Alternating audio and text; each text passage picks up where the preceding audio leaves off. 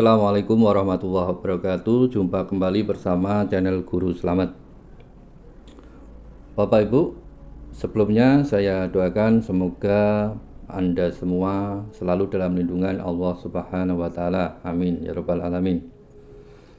Bapak Ibu dan teman-teman, pada kesempatan ini kita akan membahas atau kita akan belajar bersama tentang apa itu kurikulum merdeka.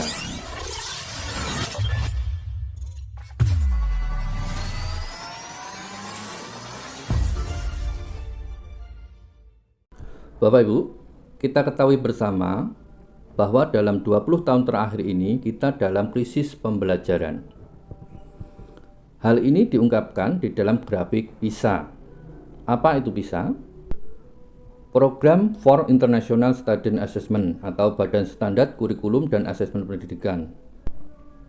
Krisis pembelajaran di Indonesia ini telah berlangsung lama dan belum membaik dari tahun ke tahun. Skor PISA tidak mengalami peningkatan yang signifikan dalam 10-15 tahun terakhir. Sekitar 70% siswa usia 15 tahun berada di bawah kompetensi minimum membaca dan matematika. Krisis pembelajaran ini diperparah oleh pandemi COVID-19 dengan hilangnya pembelajaran atau learning loss. Sebelum pandemi, kemajuan belajar selama 1 tahun di kelas 1 SD adalah sebesar 129 poin untuk literasi dan 78 poin untuk numerasi. Setelah pandemi, kemajuan belajar selama kelas 1 berkurang secara signifikan atau learning loss. Untuk literasi, learning loss ini setara dengan 6 bulan belajar. Sedangkan untuk numerasi, learning loss tersebut setara dengan 5 bulan belajar. Data ini diambil dari sampel 3.391 siswa SD di 7 kabupaten di 4 provinsi pada bulan Januari 2020. Kabar baiknya, setelah pemerintah menerapkan penyederhanaan kurikulum atau kurikulum darurat yang tanpa paksaan, sekitar 31,5% sekolah menggunakan kurikulum tersebut. Efek dari penyederhanaan kurikulum mengakibatkan learning loss pada sekolah-sekolah berkurang. Yang tadinya 5 bulan bisa hanya sampai learning loss 1 bulan cukup. Survei ini dilakukan pada 18.370 siswa kelas 1 sampai 3 SD di 612 sekolah di 20 kabupaten dari 8 provinsi. Bila kenaikan hasil belajar itu direfleksikan ke proyeksi learning loss, numerasi dan literasi, penggunaan kurikulum darurat dapat mengurangi dampak pandemi sebesar 73% literasi dan 86% numerasi.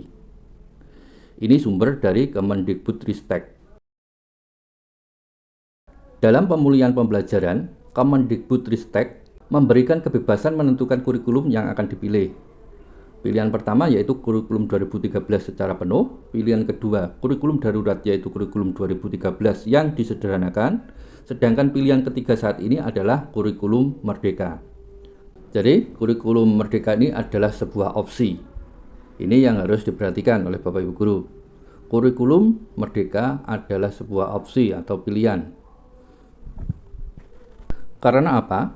Kunci keberhasilan dari sebuah kurikulum adalah kepala sekolah dan gurunya memilih, tidak dengan secara terpaksa. Satuan pendidikan dapat mengimplementasikan kurikulum merdeka secara bertahap sesuai kesiapan masing-masing. Sejak tahun ajaran 2021-2022, kurikulum merdeka telah diimplementasikan di hampir 2.500 sekolah yang mengikuti program sekolah penggerak. Kurikulum ini diterapkan dengan nama kurikulum prototype. Kurikulum ini diterapkan mulai dari TKB, SD dan SDLB kelas 1 dan 4, SMP dan SMPLB kelas 7, SMA dan SMALB, dan SMK kelas 10. Mulai tahun ajaran 2022-2023, Satuan Pendidikan dapat memilih untuk mengimplementasikan kurikulum berdasarkan kesiapan masing-masing. Mulai dari TKB, kelas 1, kelas 4, kelas 7, dan kelas 10.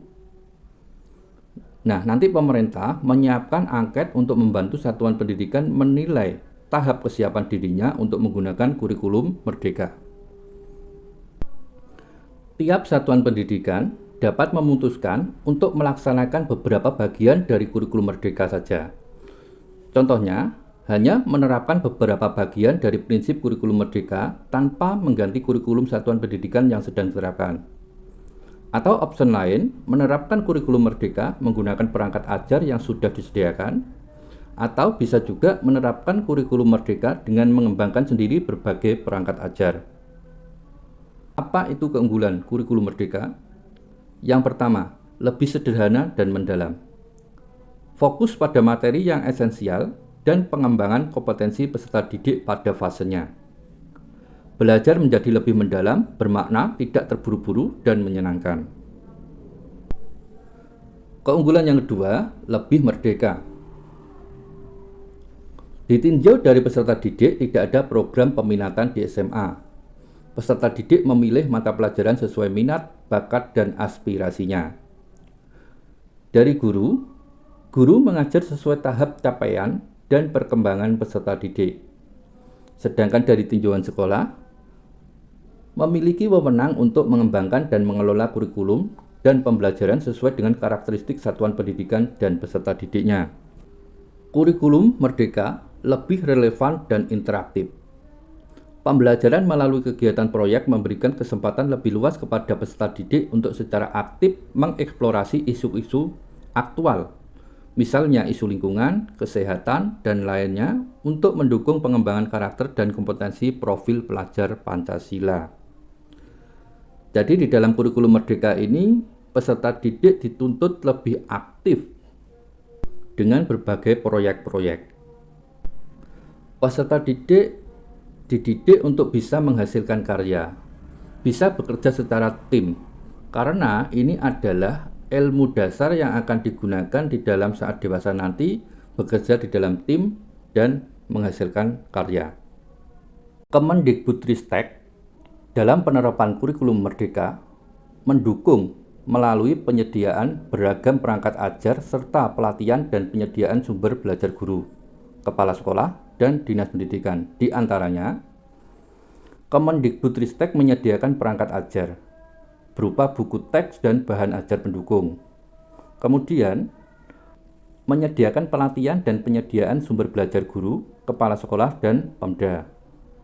Yang ketiga, jaminan jam mengajar dan tunjangan profesi guru. Artinya, perubahan struktur mata pelajaran tidak merugikan guru. Semua guru yang berhak mendapatkan tunjangan profesi ketika menggunakan kurikulum 2013, maka dalam menggunakan kurikulum merdeka ini akan tetap mendapatkan haknya tersebut. Nah, sekarang kita masuk ke dalam digitalisasi adopsi kurikulum merdeka ini. Penerapan kurikulum merdeka juga didukung oleh platform Merdeka Belajar. Tahu nggih Bapak Ibu? Platform Merdeka Mengajar membantu guru dalam mendapatkan referensi, inspirasi, dan pemahaman untuk menerapkan kurikulum merdeka. Ingat Bapak Ibu ya, platform Merdeka Mengajar ini adalah dari guru untuk guru. Ini adalah fasilitas dari Kemendikbudristek. Platform Merdeka Mengajar adalah platform edukasi yang menjadi teman penggerak untuk guru dalam mewujudkan pelajar Pancasila. Lalu, apa gunanya aplikasi Merdeka Mengajar? Bapak Ibu, guru yang baik bukanlah guru yang pintar. Tetapi guru yang baik adalah merasa bahwa dirinya adalah sebagai pembelajar. Guru yang baik adalah guru yang tidak berhenti untuk belajar dan tidak berhenti untuk berinovasi. Jadi, apa sih gunanya aplikasi ini? Aplikasi ini berguna untuk membantu guru mengajar secara optimal. Yang kedua, membantu guru untuk belajar konsep-konsep baru untuk mengupgrade dirinya. Dan yang ketiga, guru dapat berkarya serta sharing karya mereka di dalam aplikasi ini. Jadi, dalam aplikasi ini, platform Merdeka Mengajar menyediakan referensi bagi guru untuk mengembangkan praktek mengajar sesuai dengan kurikulum merdeka. Perangkat ajar saat ini tersedia lebih dari 2.000 referensi perangkat ajar berbasis kurikulum merdeka.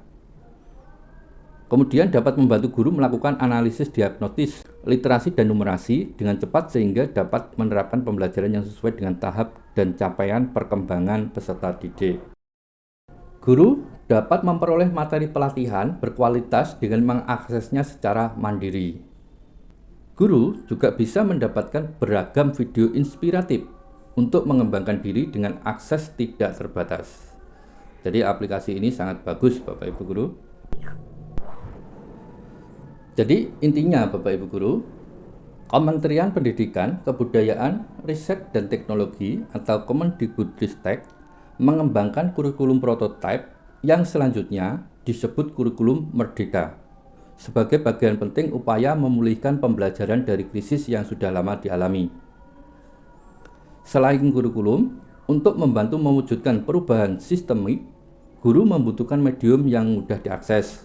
Sebagai alat untuk membantu mereka meningkatkan dan mengembangkan potensi, maka Kemendikbudristek meluncurkan platform Merdeka Mengajar sebagai sarana edukasi yang dapat membantu guru menjalankan perannya dalam mengajar, belajar, dan berkarir untuk mewujudkan merdeka belajar. Cukup sekian sharing kita tentang kurikulum Merdeka. Ada kurang lebihnya saya mohon maaf. Wassalamualaikum warahmatullahi wabarakatuh.